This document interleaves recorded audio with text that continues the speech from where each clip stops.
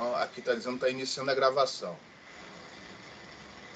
Bom, pessoal, bom dia a todos. Vamos continuar na nossa aula sobre caracterização de canais de rádio para sinais banda larga. Então, o que a gente viu nas últimas aulas é que se o nosso canal de rádio se o sinal que está sendo transmitido por banda larga, as caracterizações que vimos até então, elas são incompletas. Elas devem ser aperfeiçoadas. E um dos parâmetros importantes para saber se elas precisam ou não ser aperfeiçoadas, ser complementadas, é justamente a faixa de coerência desse canal de rádio. Faixa de coerência que a gente aprendeu a calcular na última aula através do perfil de retardos, e mesmo assim, assumindo o nosso canal de rádio estacionário. Se ele não for estacionário, a caracterização é bem mais complicada, está totalmente fora do escopo do nosso curso. Então, através do perfil de retardos, nós calculamos o espalhamento RMS desses retardos, e através do espalhamento RMS dos retardos, a gente calcula a faixa de coerência. E aí, uma vez calculada a faixa de coerência, a gente agora pode definir se esse desvanecimento, se esse canal de rádio possui desvanecimento uniforme ou não. Caso ele possua desvanecimento uniforme, as caracterizações estudadas anteriormente são válidas. Provavelmente o sinal chega no receptor sem distorção, apenas com oscilações, variações na sua amplitude, por causa daquelas contribuições destrutivas, construtivas das componentes multipercurso. E isso vai afetar principalmente modulações baseadas na modulação em amplitude, AM. As demais modulações, apesar dos desvanecimentos também afetarem a fase, do seu sinal, mas essas variações elas têm que ser muito profundas, esses desvanecimentos têm que ser muito profundos para que esse tipo de comportamento, de desvanecimento, cause problemas mais sérios em outros tipos de modulação. Então, esse é o caso ideal, esse é o caso que a gente vem analisando ao longo do curso. Então, como é que a gente define se esse desvanecimento é ou não uniforme? A gente precisa calcular a faixa de coerência do canal de rádio e, através do tempo de duração do símbolo, se for um sinal digital, através do tempo de duração do símbolo, que a gente está chamando nessa transparência aqui de TS, a gente define, aí lógico, isso vai depender do tipo de modulação. Então, com uma regra geral, a gente vai adotar essa regra para fazer cálculos, a gente define que a largura espectral desse sinal é o inverso do tempo de duração do símbolo. Então, com o tempo de duração do símbolo num sinal digital, a gente calcula, através do seu inverso, a faixa, a largura espectral do sinal, que a gente está chamando aqui nessa transparência de BW, e a gente compara esse BW com a faixa de coerência do canal de rádio. Então, se essa faixa de coerência do canal de rádio for maior do que a largura BW do seu sinal, é como se todas as componentes multipercurso, chegassem, vamos dizer assim, comparando com o tempo de duração do símbolo, é como se todas as réplicas daquele símbolo chegassem quase ao mesmo tempo no seu receptor. E aí, basicamente, o efeito que isso tem no sinal é essas componentes chegam, umas com contribuição construtiva e outras com contribuição destrutiva. Basicamente, o sinal não tem o seu espectro alterado, a não ser a sua intensidade. Então, são aqueles desvanecimentos que estudamos anteriormente.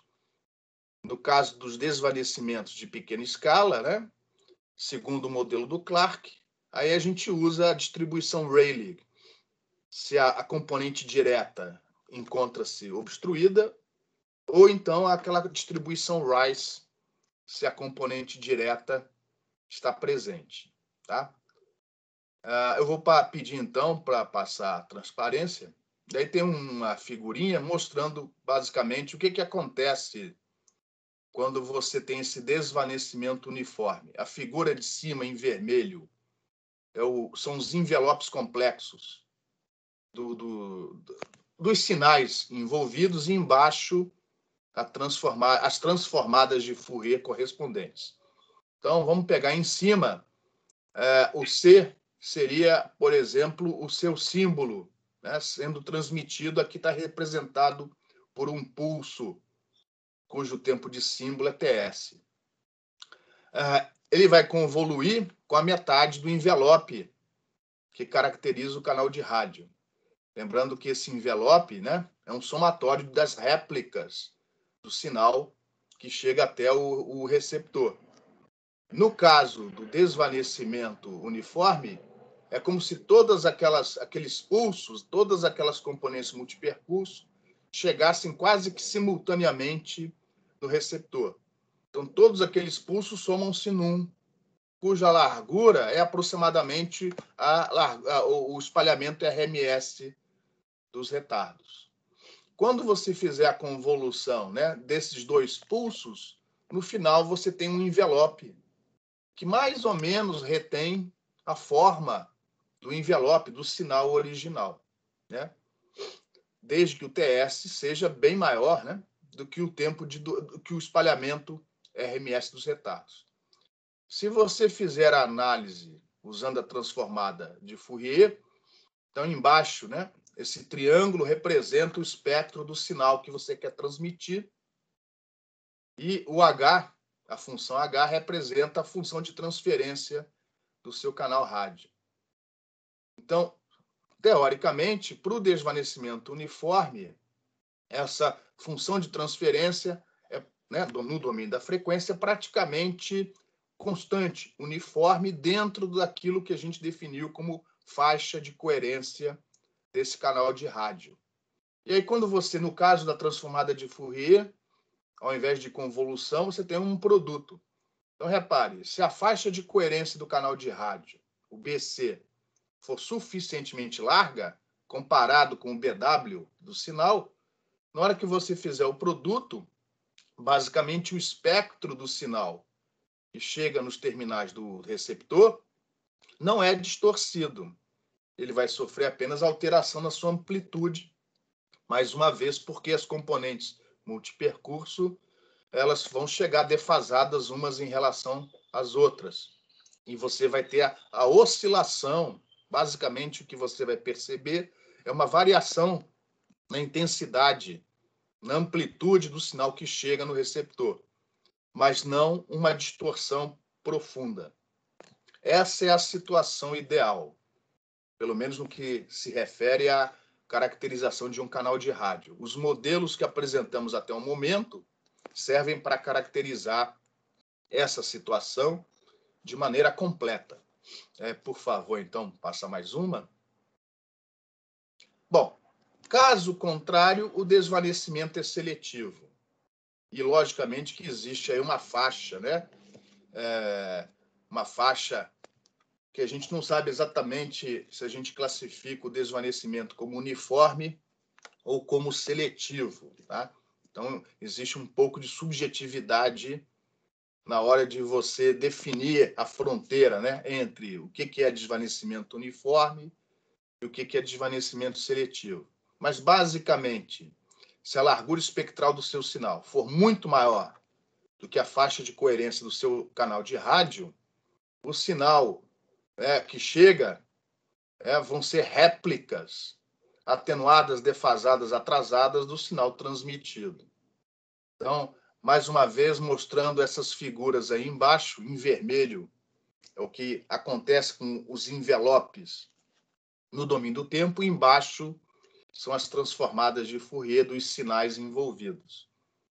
Então, no caso do desvanecimento seletivo, você tem as réplicas, né, as componentes multipercurso, devidamente isoladas, separadas umas das outras. Então, repare que na figura correspondendo ao HB, nós temos os pulsos, ou os impulsos, né, se você preferir, cada um chegando no seu tempo de retardo correspondente, com seu retardo correspondente, e devidamente resolvidos, né? Não existe acavalamento entre essas componentes. Consequentemente, na hora que você faz a convolução com o envelope do sinal transmitido, o envelope do sinal recebido, ele chega disperso no tempo, é a tal da dispersão temporal. Quando você faz a análise de Fourier, você vê que não apenas a intensidade do sinal varia, mas esse sinal é distorcido. Isso vai acabar dificultando ou até impedindo a recepção da informação. Dependendo da distorção, ainda é possível, através de códigos, né, de processamento de sinal, você fazer uma equalização do sinal recebido, na expectativa de recuperar a informação. Mas sem equalização, né, já fica difícil, quando o desvanecimento é seletivo, recuperar a informação que foi transmitida. As técnicas que estudamos até o momento, né, somente elas não são capazes, né, de completamente fazer a análise dessa situação. A gente até pode calcular o valor esperado da potência numa certa posição, mas a gente precisa, né, de uma caracterização melhor dessa resposta impulsional do canal de rádio e do que fazer para tentar recuperar essa informação. Essas técnicas de recuperação, código, etc., está totalmente fora do escopo do presente curso. Aí eu vou pedir, por favor, para levantar o slide. Temos aí, então, um exercício bem simplesinho, assumindo um canal de rádio estacionário. A gente consegue-se, né, através de medidas, por exemplo, numa certa localidade, a gente consegue levantar esse perfil de potência. Então, isso daí seria, né, o envelope, um meio de HB, correspondendo à resposta impulsional desse canal de rádio suposto linear. Então, temos aí 5 componentes significativas, com os seus retardos, 25, 50, 75 e 100 nanossegundos. Como é da ordem de nanosegundo, provavelmente isso é um ambiente indoor, e cada uma com a sua potência, que aqui, por acaso, não foi normalizada. Então, temos aí as potências em dBm. A primeira componente com menos 70 dBm, as duas próximas com menos 80, depois uma com menos 90 e, finalmente, outra 30 dB abaixo da primeira, né? Menos 100 dBm. E aí, o enunciado é o seguinte: seja o perfil de retardos de um canal de rádio, como aquele ilustrado na figura ao lado. E aí, o sistema, né? O serviço que está sendo oferecido é dado através de um sistema, de um sinal BPSK. O BPSK significa, né, uma modulação de fase digital, onde cada símbolo corresponde a um bit. Então, basicamente, temos 2 níveis de fase diferentes. 0 e π, por exemplo, ou menos π sobre 2 mais π sobre 2. E cada bit corresponde a um símbolo. Perdão.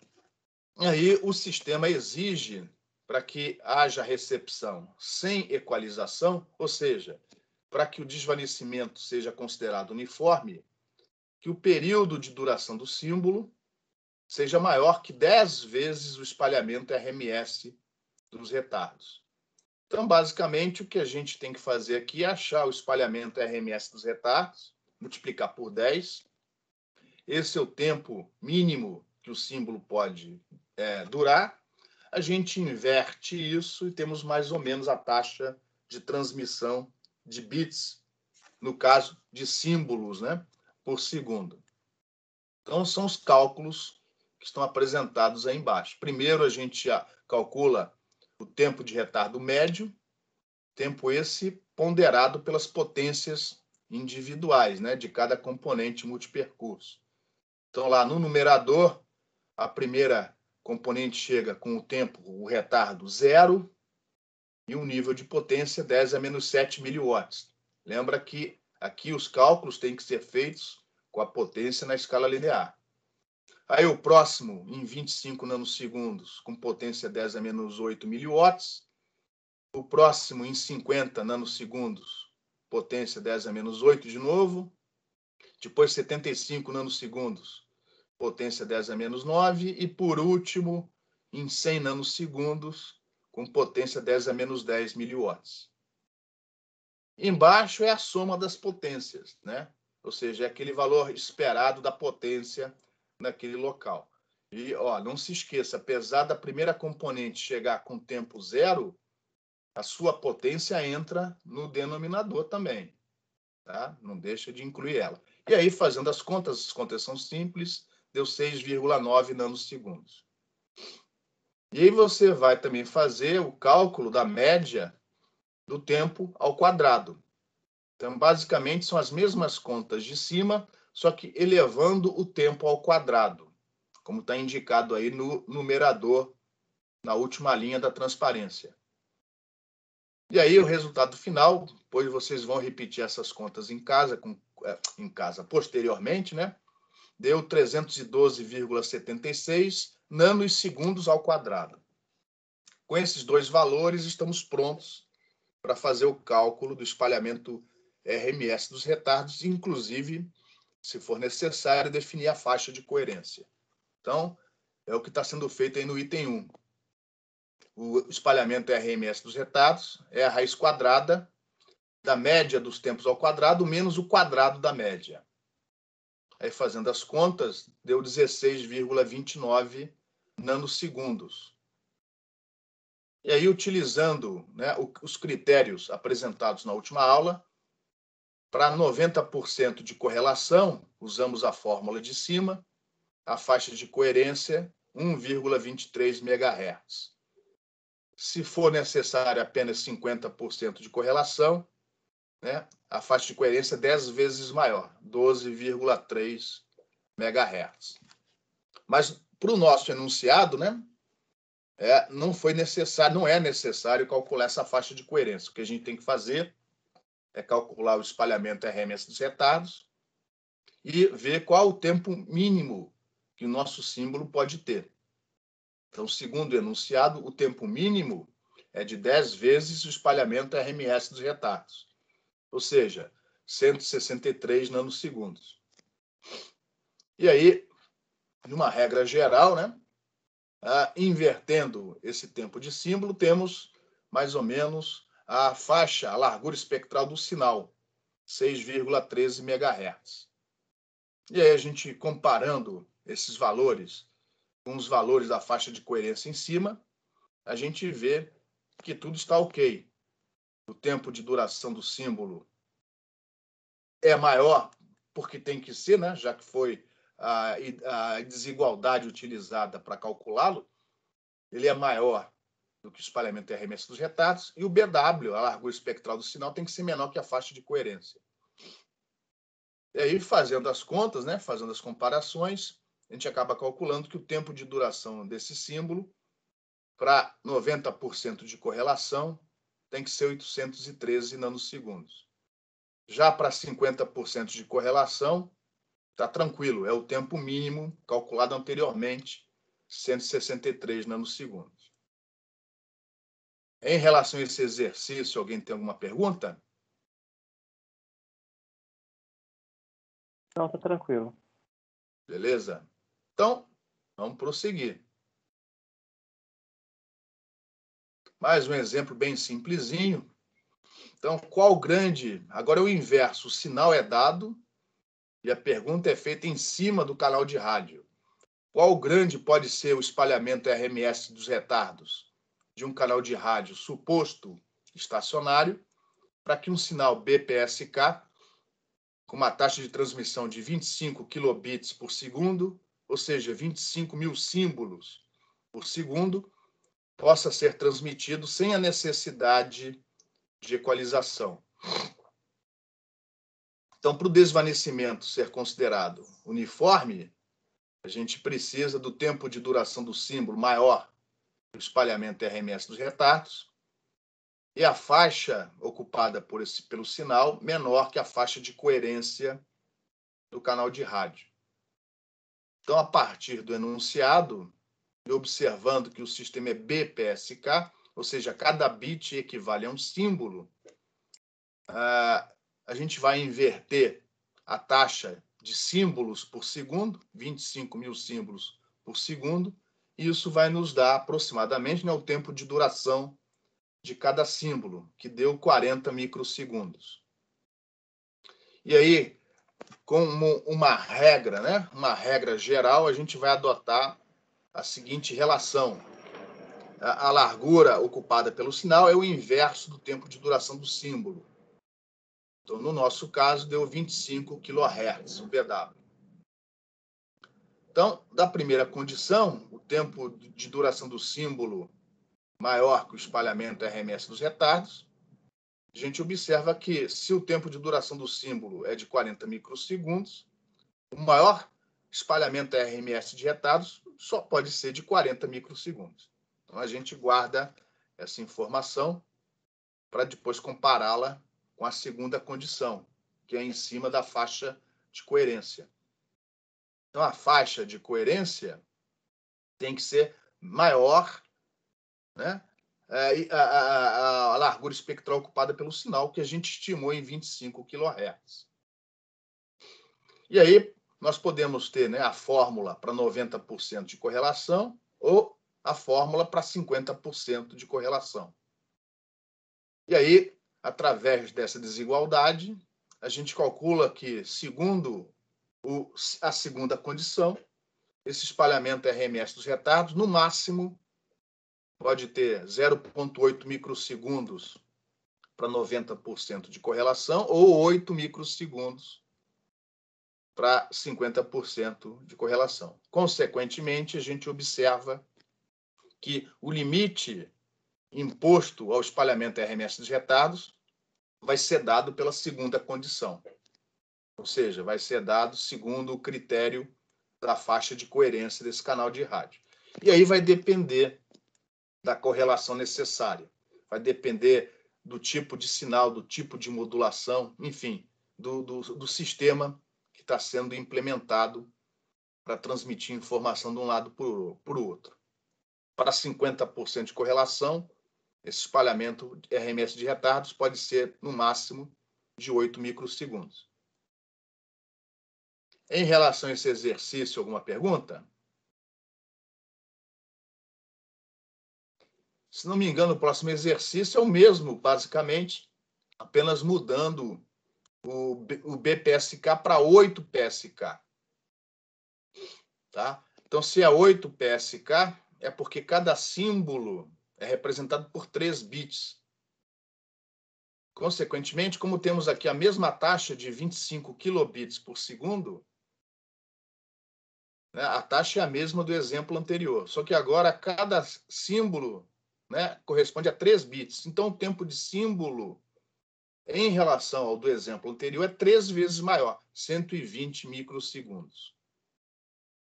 E aí a gente vai estimar a largura espectral ocupada por esse sinal como sendo 8,33 kHz, ou seja, a gente continua usando a fórmula BW é igual ao inverso do tempo de duração do símbolo. Nesse problema deu 8,33 kHz. Então, segundo a primeira condição, o espalhamento RMS dos retardos, no máximo, pode ter o tempo de duração desse símbolo, 120 microsegundos. Já a segunda condição é em cima do critério envolvendo a faixa de coerência. E, mais uma vez, a gente vai observar que essa é a condição mais restritiva. Então, para 90% de correlação, a gente chega à conclusão que o espalhamento RMS dos retardos, no máximo, pode ter 2,4 microsegundos. Se você quiser 50% de correlação, é 10 vezes esse valor. Então, mais uma vez, a última condição é que vai definir o tempo de duração máximo desse espalhamento RMS de retardos. Em relação a esse exercício, alguma pergunta? Então, agora está basicamente faltando, né? A gente já viu como comparar o sinal com a faixa de coerência do canal de rádio e definir se o desvanecimento é uniforme ou seletivo. Agora, para concluir o curso, a gente precisa apenas definir se esse desvanecimento, seja ele uniforme, seja ele seletivo, se ele é rápido ou lento. E, para isso, a gente precisa comparar o tempo de duração do símbolo com aquele tempo de coerência que a gente calculou algumas semanas atrás. Então, vamos relembrar que esse tempo de coerência, a gente pegou o sinal utilizando o modelo do Clark, achamos a correlação do sinal com ele próprio a uma distância S, né, de separação, e pedindo uma correlação, se não me engano, de 70%, a gente chegou na distância de coerência, e aí, dividindo pela velocidade do receptor, nós temos o tempo de coerência. Então, por uma correlação acima de 50%, foi 50%, não foi 70%. A gente tinha lá que a função autocorrelação dava uma função de Bessel, a gente pegou, igualou a função de Bessel a 0,5, olhamos o argumento, e através do argumento da função de Bessel de ordem zero, que te dá 50% de correlação, nós achamos esse tempo de coerência que está aí. É igual a 9 vezes o comprimento de onda. No caso, o comprimento de onda geralmente é calculado para a frequência da portadora, dividido por 16π vezes a velocidade do receptor. Lembrando que a razão V sobre lambda é o desvio Doppler máximo. Então, na primeira igualdade, temos lá 9 dividido por 16π, que multiplica o desvio Doppler máximo, ou seja, V, a velocidade do receptor, dividido pelo comprimento de onda. Em sinais digitais, a gente não provou isso, nós não mostramos isso, estamos apenas citando. A referência ao livro do Lee, já foi citado anteriormente. Esse tempo de coerência é menos restritivo. Então, alguns autores usam, né, para sinais digitais, essa definição do tempo de coerência. É basicamente a fórmula de cima, só que o 9 dividido por 16π, você usa a raiz quadrada. Então, como já foi mencionado há várias aulas atrás, esse efeito Doppler não vai causar grandes complicações se a taxa de transmissão, né, não for inferior ao inverso desse tempo de coerência. O que a gente vai fazer agora é usar esse tempo de coerência e definir se o nosso desvanecimento é rápido ou lento. Rápido, basicamente, significa que, por exemplo, num desvanecimento uniforme, a rapidez simplesmente vai dizer, né, quanto dura, mais ou menos, em média, cada desvanecimento. Vamos imaginar, se o receptor está andando devagarinho, então ele vai passar por cada desvanecimento mais devagarinho. Consequentemente, o desvanecimento no referencial, né, do receptor vai durar mais. Isso vai afetar, né, vai comer, vamos dizer assim, mais símbolos. Ou seja, se V, a velocidade é pequena, o tempo de coerência aumenta. Caso contrário, o tempo de coerência diminui. E aí, comparando o tempo de duração do símbolo com o tempo de coerência, a gente define se esse desvanecimento é rápido ou lento. Lento significa que o nível do sinal recebido oscila mais devagarinho, varia mais devagarinho. Ele varia, só que mais devagarinho, porque o receptor está passando por aquela localidade mais devagar. Caso contrário, você tem rápidas flutuações da amplitude. E aí, se você tiver um sistema, um sinal modulado em amplitude, isso vai gerar ruído na sua informação, por exemplo. Então, passando, por favor, a transparência, em relação à dispersão espectral, ao efeito Doppler, os desvanecimentos são classificados como rápidos ou lentos. Vamos começar pela classificação do desvanecimento rápido. O desvanecimento rápido, a gente vai comparar o tempo de coerência desse canal, como calculado no slide anterior, com o período, né, de duração do símbolo. E aí, mais uma vez, vamos usar aqui a relação que o tempo de duração, né, do símbolo é aproximadamente igual ao inverso da faixa da largura espectral ocupado por aquele sinal. Então, se o período de duração do símbolo, do sinal, o TS, for maior do que o tempo de coerência do canal rádio, aquele símbolo, enquanto está sendo transmitido, ele vai acabar sofrendo vários desvanecimentos, porque o carro está andando rápido e passando por um monte de situações, de locais onde o desvanecimento é profundo. Então, no referencial do rádio que recebe, é como se essas variações fossem rápidas. Então, a gente classifica o desvanecimento como rápido nessa situação. Então, se o desvanecimento for rápido e uniforme, basicamente o que acontece? O espectro do sinal não é distorcido, mas a amplitude dele varia rapidamente, né, nos terminais do receptor.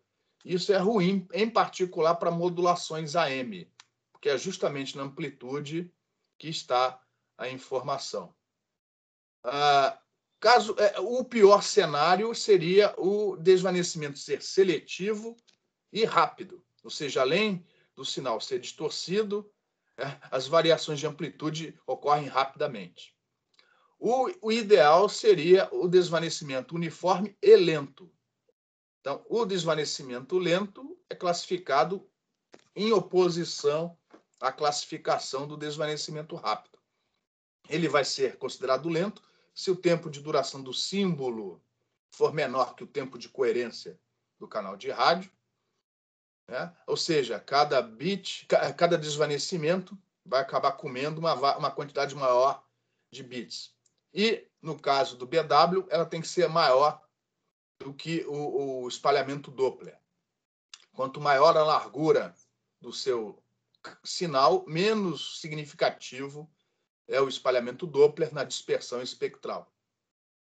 Então, amplitudes, fases, retardos dessas componentes que chegam no receptor variam lentamente.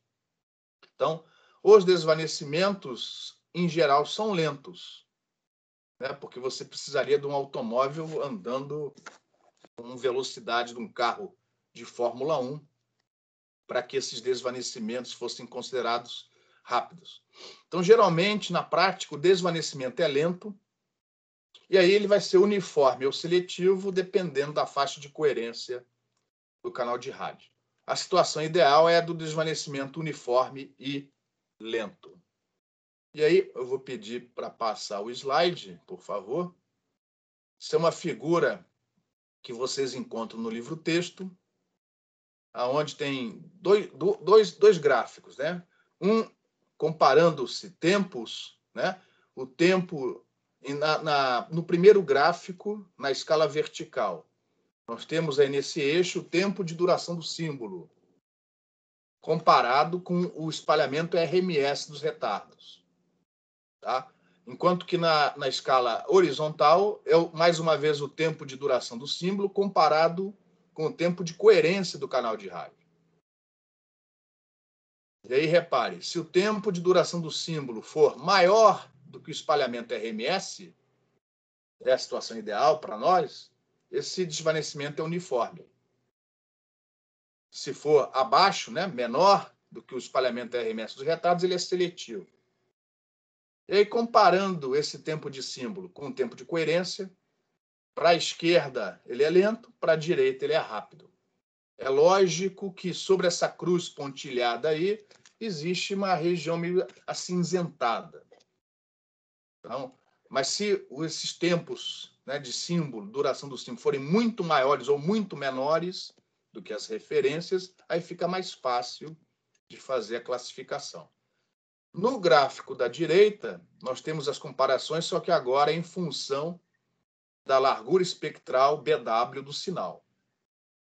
No eixo vertical, comparado com a faixa de coerência do canal de rádio, e na horizontal, comparado com o espalhamento Doppler, com a largura Doppler, V dividido por lambda. Então, se a largura do sinal for maior do que a faixa de coerência do canal de rádio, desvanecimento seletivo, caso contrário, desvanecimento uniforme. Para a esquerda, rápido, para a direita, lento. Então, com esses gráficos, né, visualmente, né, isso ajuda a gente a entender melhor, a interpretar os diferentes desvanecimentos e a rapidez com que os desvanecimentos ocorrem. Em relação a esse slide, alguma pergunta? Não, tá tranquilo. Beleza? Então, vou pedir, por favor. Bom, então, com isso, a gente encerra a matéria da prova. Se tudo correr bem, na próxima aula, a gente faz a revisão antes da última prova, tá? Vamos ver como é que isso vai ser feito. O que eu vou fazer agora nessas próximas transparências é falar bem rapidamente, bem superficialmente, das pesquisas que fazemos lá na UFMG, dentro do grupo, né? Um grupo formado por mim e pelo professor Cássio, o GAPTEM, Grupo de Antenas, Propagação e Teoria Eletromagnética. Então, ao longo dos anos, a gente orientou, principalmente o professor Cássio, né? Nós orientamos vários alunos de pós-graduação, tanto em mestrado como em doutorado. E vários problemas, várias pesquisas foram feitas no sentido de fazer a caracterização numérica, né? No computador, né? Desse canal de rádio, utilizando uma análise temporal, né? A expectativa é de fazer uma caracterização mais banda larga. Então, diversas técnicas assintóticas, ou seja, baseada em traçado de raios, e numéricas, ou seja, baseadas na solução das equações de Maxwell numericamente, tanto no formato diferencial como no formato integral.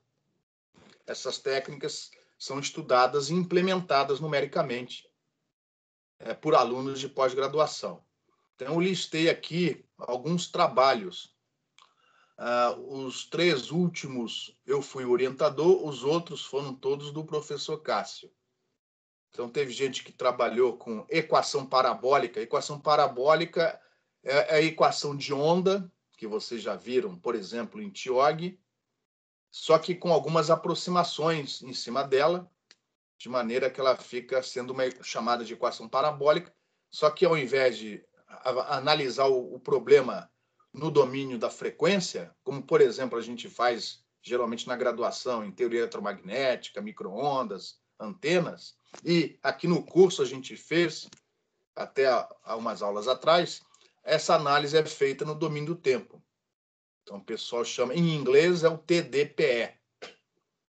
E aí, a Nayara, ela fez trabalho aplicando essa técnica na predição de cobertura no domínio do tempo sobre terrenos irregulares, ou seja, perfil de terreno irregular, não era um terreno plano, levando em conta o perfil do terreno, a topologia do terreno.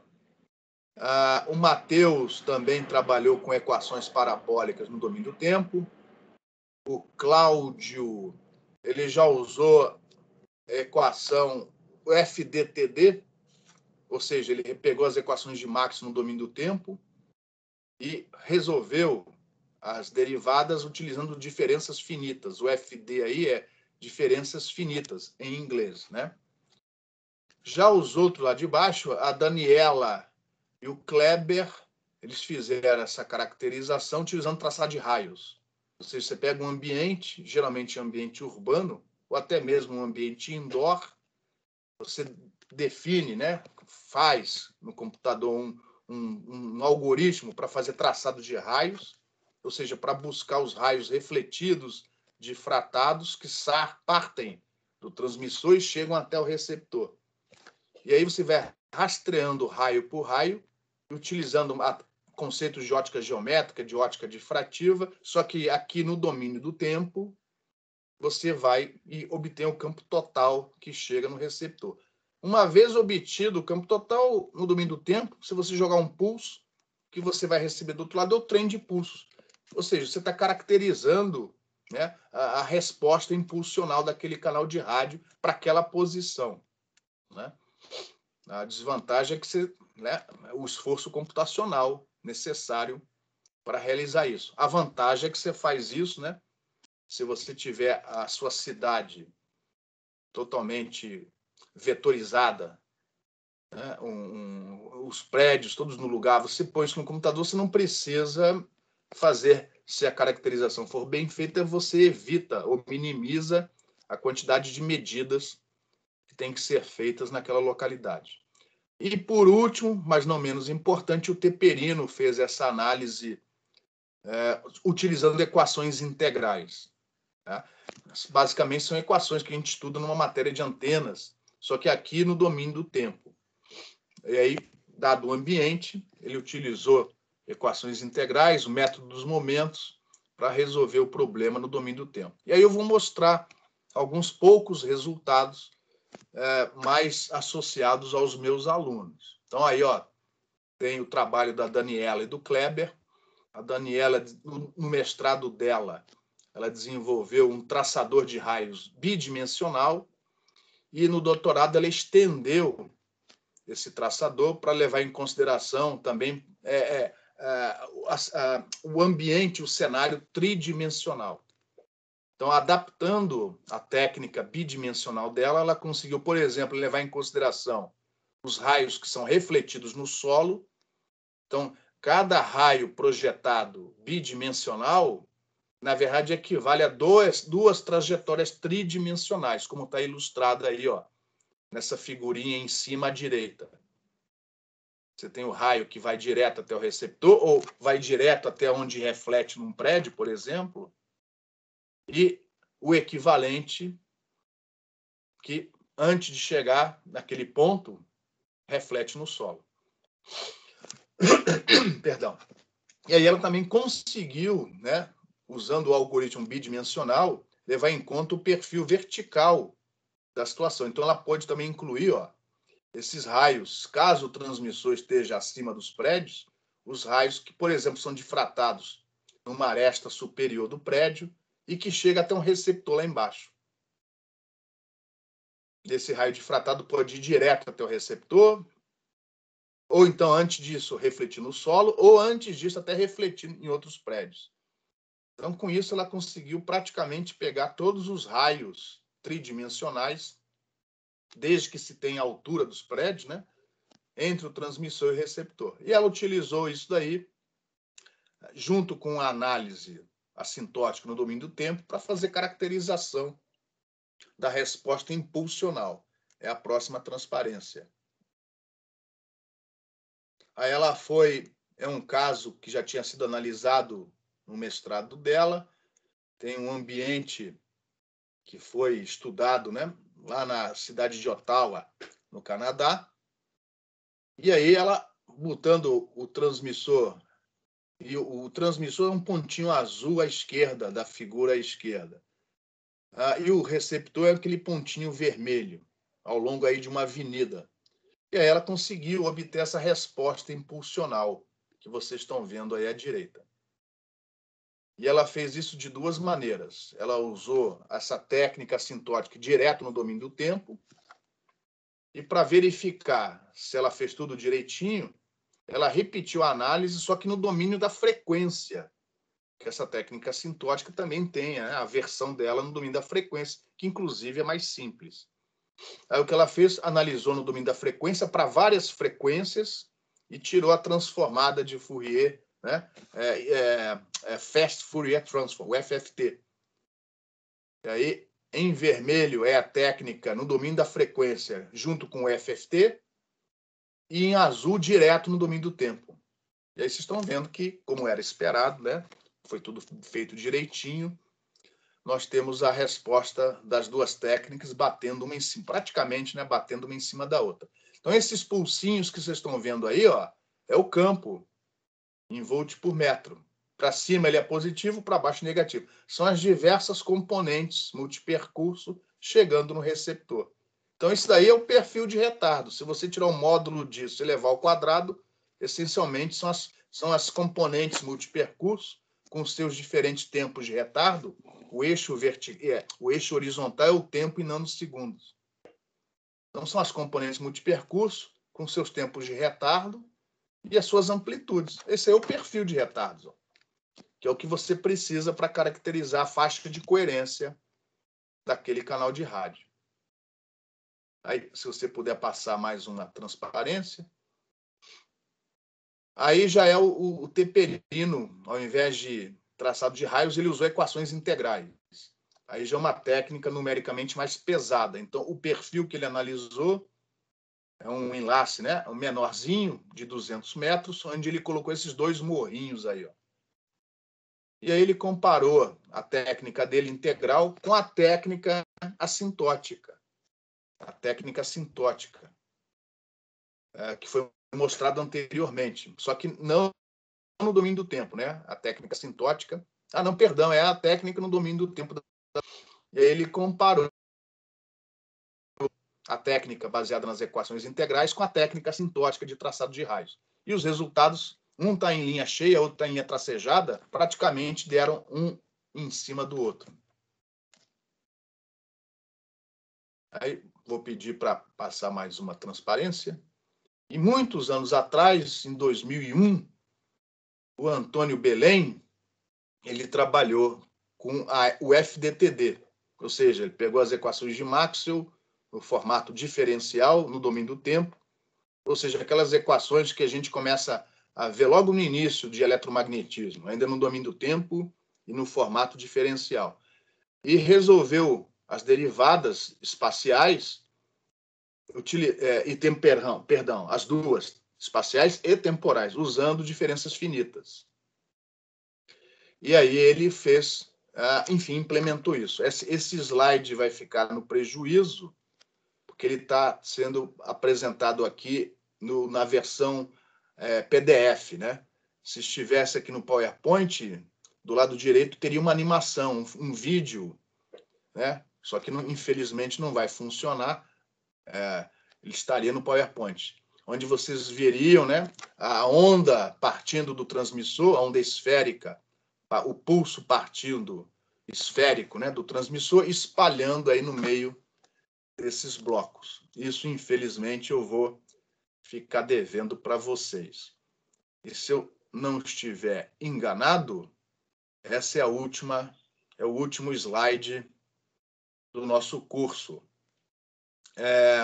Antes de parar a gravação, alguém tem alguma pergunta? Não, tá tranquilo. Beleza? Então, só um momentinho, eu vou parar a gravação